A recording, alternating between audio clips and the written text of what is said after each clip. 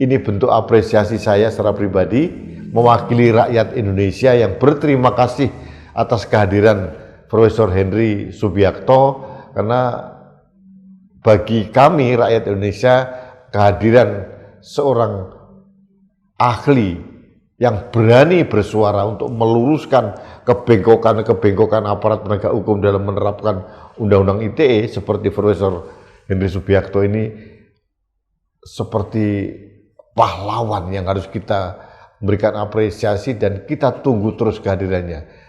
Jadi selalu sehat Profesor Henry Subiakto, hati-hati tapi tetap lantang semangat bersuara untuk menegakkan hukum di Indonesia. Karena kita semua rakyat Indonesia masih membutuhkan, masih sangat-sangat memerlukan suara dan kehadiran Profesor Henry Subiakto agar kita semua rakyat Indonesia yang sekarang begitu aktif di media sosial ini, yang begitu aktif memberikan masukan kritik kepada pemerintah, penguasa, tidak mudah dijerat oleh Undang-Undang ITE. Sekali lagi, apresiasi saya untuk Profesor Henry Subiakto.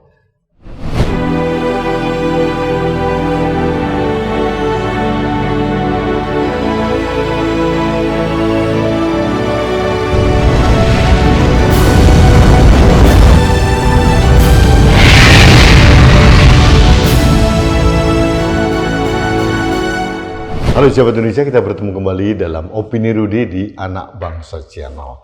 Kami hadir di hari Minggu ini tidak akan membahas peristiwa apapun atau peristiwa sosial politik apapun.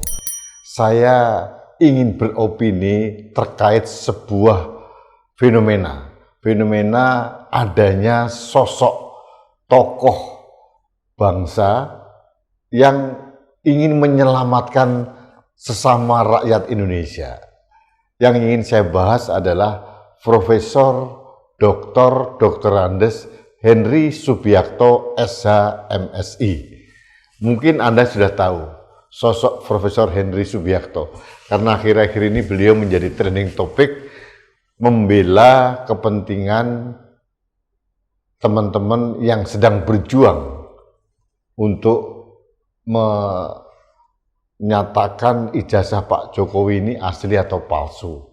Para akademisi yang dibela oleh Profesor Henry Subiakto adalah trio RRT, Roy Suryo, Rismon Sianipar, dan Dr. Tifa.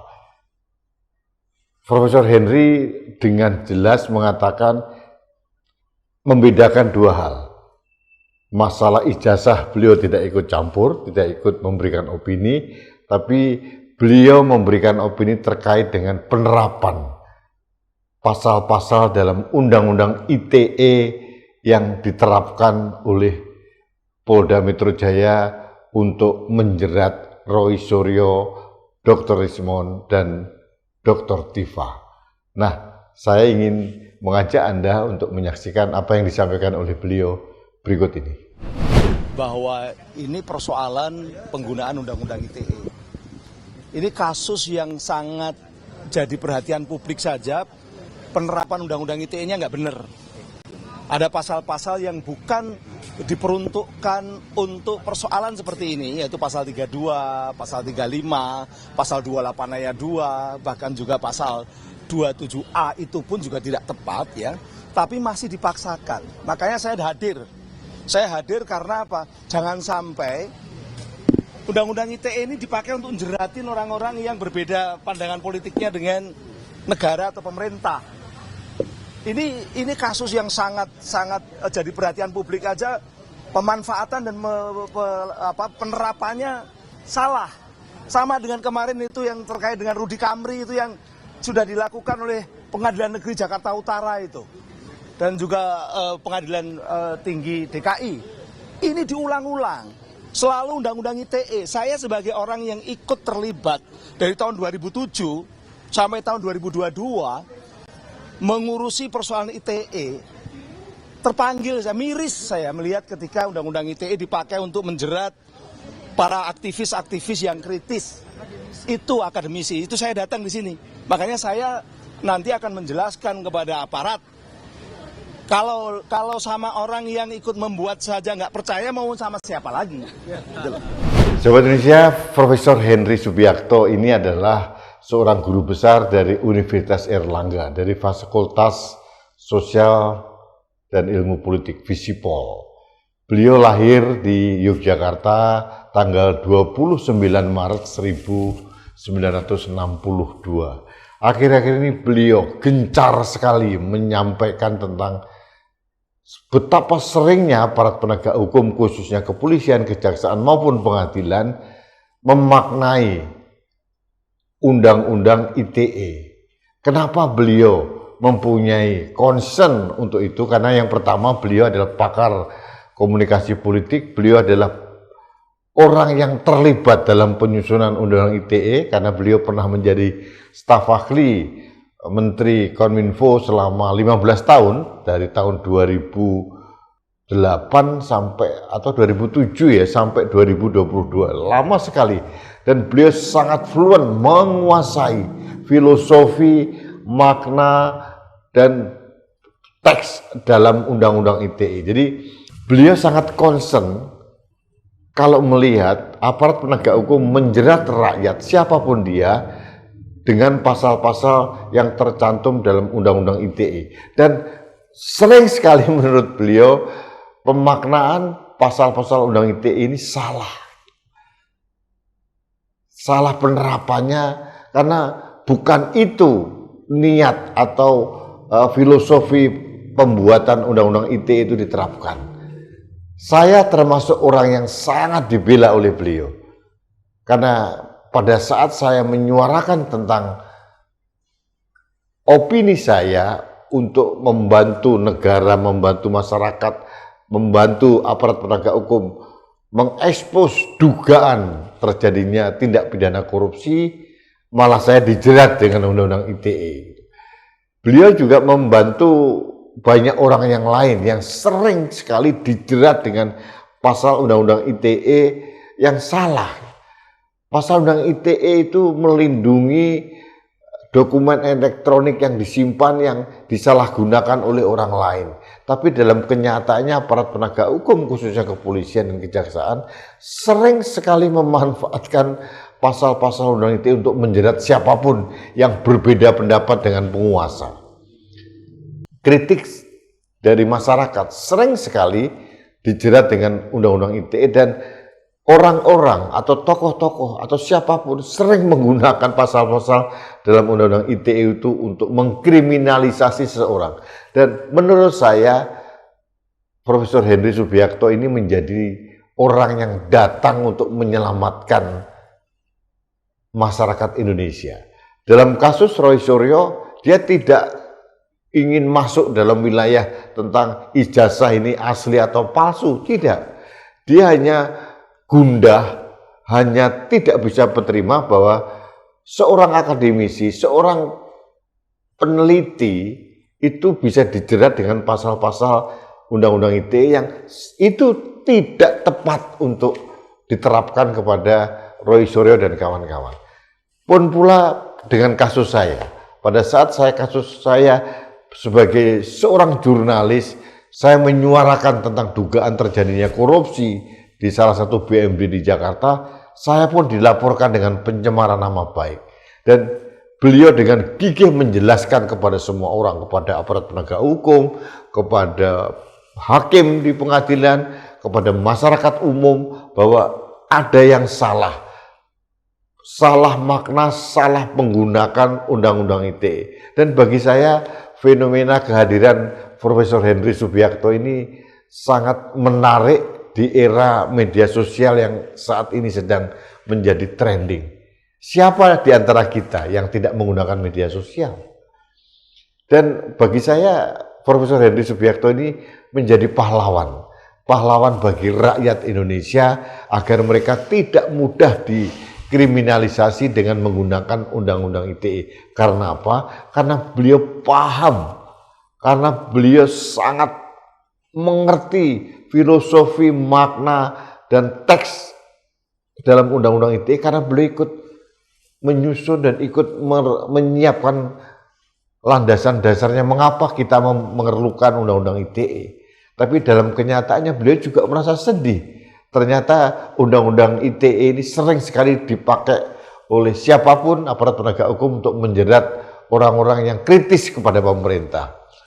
Jadi bagi saya akhir-akhir ini kehadiran seorang Profesor Henry Subiakto ini menjadi semacam apa ya, oase gitu, oase yang menyelamatkan kita, bahwa kita ini di era media sosial ini seolah terbelenggu ya.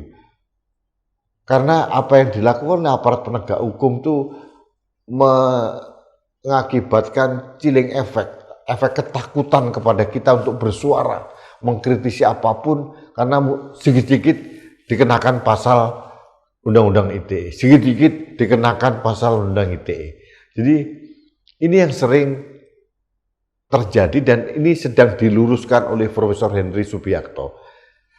Jadi kita semua sebagai pengguna atau pegiat media sosial layak dan patut berterima kasih kepada Profesor Henry Subiakto. Kita memberikan apresiasi atas kegigihannya dia, dan sering sekali beliau membuat tulisan atau menyuarakan tentang Undang ITE itu ya seperti nggak punya ketakut gitu. Padahal yang dilawan itu penguasa. Ini yang membuat saya kagum, kadang-kadang mengerem, karena beliau sahabat saya kenal udah sangat lama. Jadi kadang-kadang membuat saya, Mas, hati-hati, kita harus tahu persis siapa yang kita lawan. Tapi karena panggilan beliau seorang guru besar, seorang dosen, seorang pengajar, dan orang yang mengerti tentang Undang-Undang ITE, kayaknya beliau tidak bisa diam melihat fenomena penyalahgunaan Undang-Undang ITE yang bisa mengkriminalisasi rakyat Indonesia. Jadi ini menarik sekali. Kita tahu Profesor Henry Subiakto ini lulus dari 2 universitas, S1-nya dari UGM, kemudian dari UII, beliau juga di ahli komunikasi politik, sekaligus di UII beliau adalah sarjana hukum. Jadi beliau mengerti bagaimana konstelasi penegakan hukum di Indonesia dikaitkan dengan fenomena komunikasi yang saat ini. Apalagi beliau sekarang menjadi guru besar di universitas ternama di Indonesia, Universitas Airlangga. Jadi kayaknya harus kita akui, Profesor Dr. Andes Henry Subiakto SH MSc adalah satu-satunya guru besar yang sangat paham, yang paling ahli, yang paling menguasai makna dan filosofi dan penerapan Undang-Undang ITE. Siapapun yang dikriminalisasi dengan menggunakan pasal-pasal dalam Undang-Undang ITE, silakan menghubungi Profesor Henry Subiakto, karena saya secara pribadi bertestimoni bahwa saya banyak dibantu oleh beliau, dan sekarang beliau juga membantu Roy Suryo, Rismond, dan Dr. Tifa bukan masuk dalam wilayah substansi jasa palsu atau tidak, tapi beliau merasa terpanggil karena ketiga orang akademisi ini dijerat dengan pasal-pasal yang tidak tepat dalam Undang-Undang ITE, dan beliau meluruskan hal ini.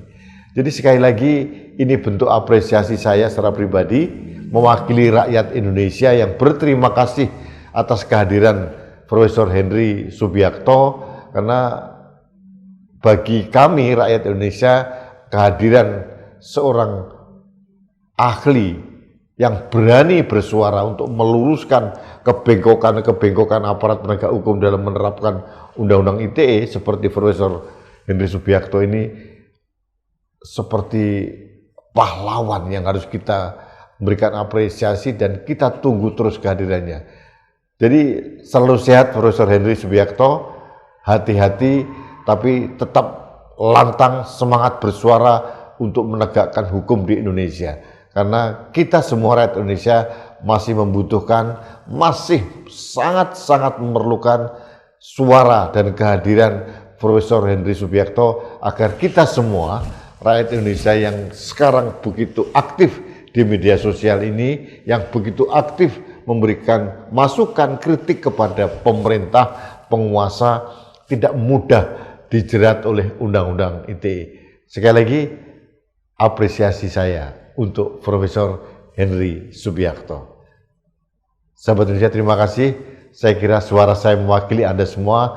Kita memberikan dukungan, doa, dan apresiasi kepada Profesor Henry Subiakto yang merupakan penyelamat atau pahlawan dari kriminalisasi rakyat Indonesia terkait dengan penerapan Undang-Undang ITE yang sering sekali digunakan oleh aparat penegak hukum untuk mengkriminalisasi kita semua.